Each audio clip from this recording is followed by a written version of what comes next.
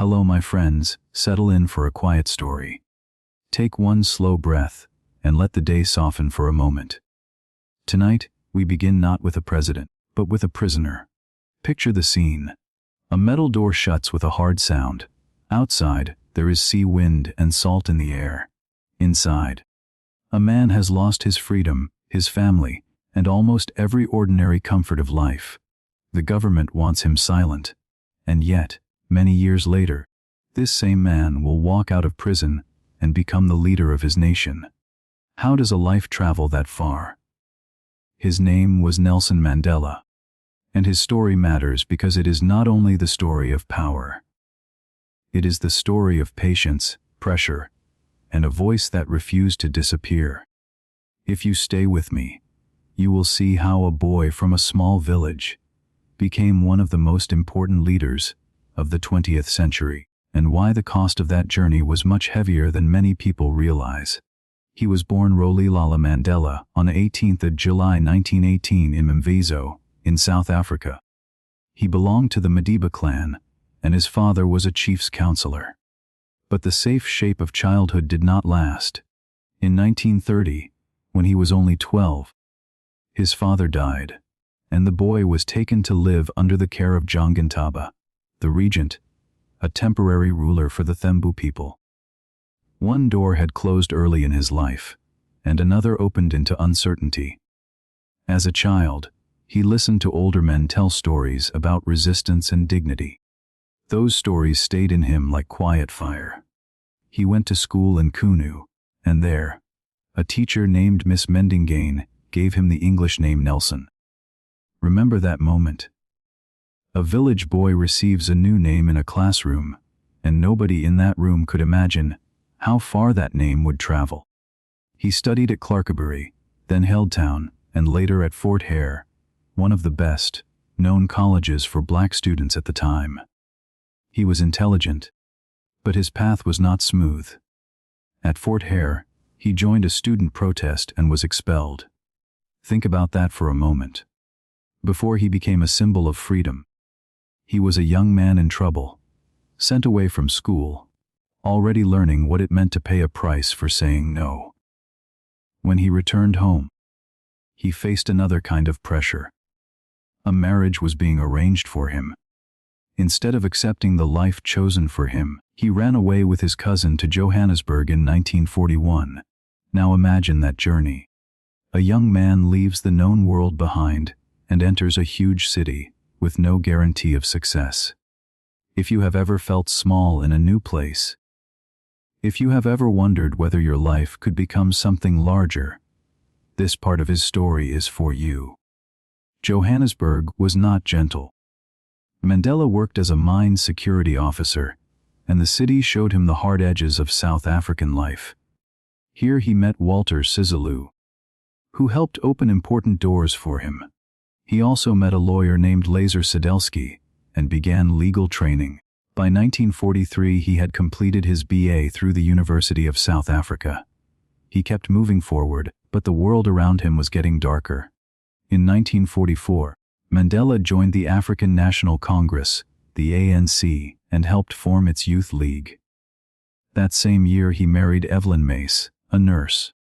He was building a family while also building a political life. The government's system of apartheid, meaning enforced racial separation, was tightening across South Africa. Laws decided where people could live, where they could move, and even what papers they had to carry. Mandela was not yet the man the world would know, but pressure was gathering around him. In 1952, he became a major leader in the Defiance campaign, a movement of civil disobedience against unjust laws. This was also the year he and Oliver Tambo opened a law firm in Johannesburg. Their office became a place where black South Africans could seek help in a system designed to crush them. Can you imagine that room? Papers on desks, worried faces at the door, and two lawyers trying to create a little justice inside a very unjust country. But the state was watching. Mandela was charged under the Suppression of Communism Act and given a suspended sentence. Later he was banned, which meant his speech, movement, and public life were severely restricted. In 1955, while others openly adopted the Freedom Charter, he had to watch in secret. That image matters. Even when he could not stand in the light, he did not leave the struggle. The door kept closing, and he kept finding another way forward. Then came another blow. In December 1956, he and many others were arrested in a sweeping police operation and accused of treason. The trial stretched on for years. During that long season, his first marriage ended, and in 1958, he married Winnie Madikizela. Life did not pause just because history was heavy. It rarely does. And after years under accusation, Mandela and the remaining defendants were finally acquitted in 1961, meaning the court found them not guilty. But this was not the end of the story. It was the end of one chapter and the beginning of a far more dangerous one. In March 1960, police killed 69 unarmed protesters in Sharpeville. After that, the ANC was banned. Mandela changed too. He had believed in nonviolent protest, but now he concluded that the government had closed peaceful doors one by one. In 1961, he helped create Umkhonto we Sizwe, or Spear of the Nation, the armed wing of the movement. They used sabotage, deliberate damage to property and systems, not random violence against ordinary people. What happened next changed everything. Mandela went underground. Because he was so hard to catch, people called him the Black Pimpernel. There is something almost cinematic about it, but the danger was real. In 1962, using the name David Motsamai, he secretly left South Africa. He traveled across Africa and to England, seeking support and receiving military training in Morocco and Ethiopia. Picture the contrast. The boy who once received a school name in Qunu was now moving across borders with a false identity, carrying the hopes of a banned movement. When he returned to South Africa, the net closed quickly. On the 5th of August 1962, police arrested him at a roadblock near Howick. He was charged with leaving the country without a permit and with inciting workers to strike. He began a 5-year sentence, first at Pretoria local prison. Not long after, police raided a secret base in Rivonia and captured other activists. Soon Mandela was brought into a much larger case. The world was about to hear his voice in a new way. At the Rivonia Trial, Mandela and his comrades faced sabotage charges and the real possibility of death. On the 20th of April 1964, he gave his famous speech from the dock, the place in court where the accused stands. He said, "I have fought against white domination, and I have fought against black domination." Then came the line that still carries the weight of history. It was an ideal for which he was prepared to die. Stay with that sentence. A prison door was in front of him, and death was possible, yet his voice did not shake. In June 1964, he was sentenced to life imprisonment. He narrowly escaped the death penalty. He and several comrades were sent to Robben Island, the prison island off Cape Town. The government had achieved one goal. It had locked the man away. But it had failed in another. It had not locked away the meaning of his words. Years passed, then more years. From 1964 to 1982, Mandela remained on Robben Island. Later he was moved to Pollsmoor Prison, and then to Victor Verster Prison. During those long prison years, terrible personal losses reached him through bars and walls. His mother died in 1968. His eldest son, Thembi, died in 1969. He was not allowed to attend either funeral. Victory stories are often told with bright music. Real history is quieter.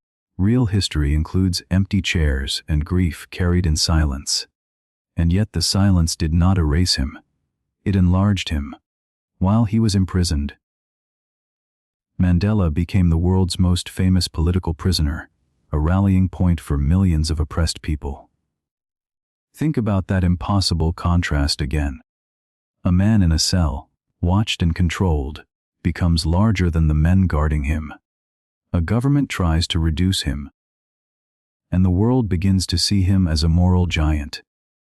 He was offered conditional release more than once, but he rejected at least 3 such offers. Freedom with conditions was not the freedom he wanted for his people. That choice is easy to admire from a distance, but imagine the cost up close. He was losing years that can never be returned. He was losing time with family, with children, with ordinary mornings. If you have ever felt that progress is painfully slow, if you have ever wondered whether quiet endurance matters, remember him here. In 1988, after more than 2 decades in prison, Mandela was taken to hospital and diagnosed with tuberculosis. After months in hospital, he was moved to a house at Victor Verster prison. The end was coming, but nobody knew exactly when.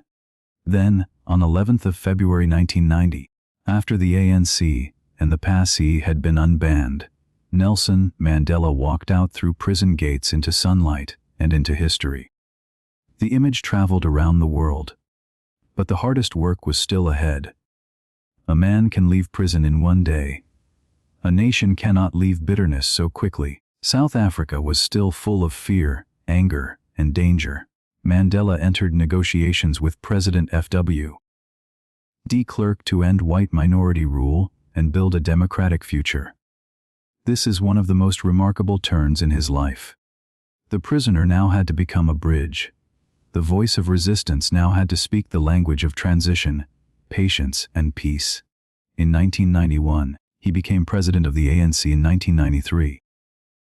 He and de Klerk received the Nobel Peace Prize for their work toward a peaceful end to apartheid and the foundation of a democratic South Africa. Notice the contrast once more. The man once described by the state as a threat was now being honored by the world as a peacemaker. But this change did not erase the past. It only made his self-control look even more extraordinary. Then came a moment that says almost everything. On the 27th of April 1994, Nelson Mandela voted for the first time in his life. Think about that. A man in his 70s, after decades of struggle, was only then able to cast a vote in his own country. A few days later, on the 10th of May 1994, he was inaugurated as South Africa's first democratically elected president. From prisoner to president is already a powerful sentence. But from voiceless citizen to voting leader may be even more moving. As president, Mandela did something rare. He did not cling to power. He served 1 term and stepped down in 1999, keeping his promise. In politics, that matters. Leaders often speak about service, and then hold on tightly to the chair. Mandela understood that freedom had to become a system, not just a single heroic figure. The door he had fought to open could not belong only to him. His personal life remained complicated and costly. His marriage to Winnie ended in divorce in 1996. In 1998, on his 80th birthday, he married Graça Machel. After leaving office, he continued public work through the Nelson Mandela Children's Fund, the Nelson Mandela Foundation, and the Mandela Rhodes Foundation. Even after the presidency, he kept returning to the same themes: dignity, learning, and the future of the young. And here is what makes his story so human. Mandela was not born with a shining path laid out in front of him. He was expelled from school, watched by the state, forced underground, imprisoned for decades, and separated from people he loved. He changed his methods when history changed around him. He made painful decisions. He paid for them. Greatness, in his case, did not look like perfection. It looked like endurance with purpose. When he died in Johannesburg on 5 December 2013, the world mourned him not only as a former president, but as a symbol. Symbols can sometimes feel distant, almost too polished. So let us bring him close again. He was also a son who lost a father early, a student who got into trouble, a husband, a father who missed years with his children, a prisoner who lived behind locked doors, and an old man who still believed in equality and learning. That is why his story still breathes. Maybe your own progress feels quiet right now. Maybe the English words still feel far away some days. Maybe your voice feels small in the room. Mandela's life cannot be compared to ordinary struggles in a simple way, and we should respect that. But we can still learn from his patience. You are building something, even when the result is not visible yet. A language, like a freer life, is built word by word, day by day, often in silence before it is heard. So remember the name given in that village classroom. Remember the prison door. Remember the vote that came so late. These are not just facts from a textbook. They are scenes from one human life, and together they ask a difficult, beautiful question: what can a person hold on to without becoming hard, bitter, or empty? Mandela answered with discipline, courage, and a stubborn belief that dignity belongs to everyone. Thank you for spending this time with me. If this story stayed with you, tell me in the comments. What surprised you most about Nelson Mandela's life? I would love to hear your thoughts, and I hope you will come back for another quiet story soon. This is Talewise English.